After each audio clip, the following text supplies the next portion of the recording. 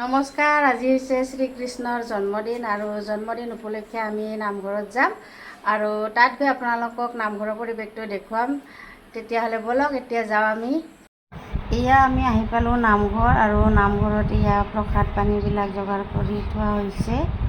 ইয়াতে এতিয়া শৰাই আগবঢ়াব আৰু এয়া হৈছে নামঘৰৰ পৰিৱেশ। তাৰপিছত এয়া সৰু সৰু ল'ৰা ছোৱালীবিলাকৰ কৃষ্ণ ৰাধাৰ প্ৰতিযোগিতা আৰম্ভ কৰা হৈছে। ইয়াৰ পিছতে নগৰ কীৰ্তন কৰিবলৈ যাব।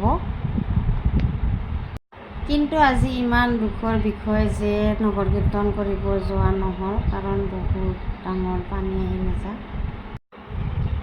আৰু এয়া কৃষ্ণবিলাক খোজকাঢ়ি আছে আৰু চাওকচোন কিমান ডাঙৰ পানী আহিছে। এতিয়া আৰু নহ'ব নগৰ কীৰ্তন কৰিব যোৱা। তাৰপিছত আৰু আমি এয়া নামঘৰলৈ আহিলোঁ।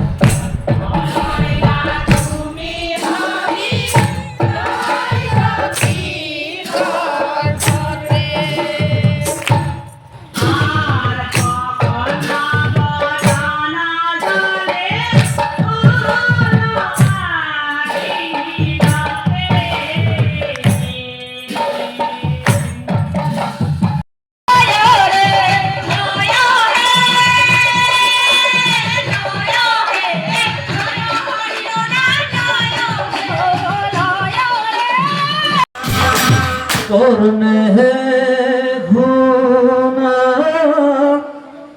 কৃষ্ণৰ কথা মুখে না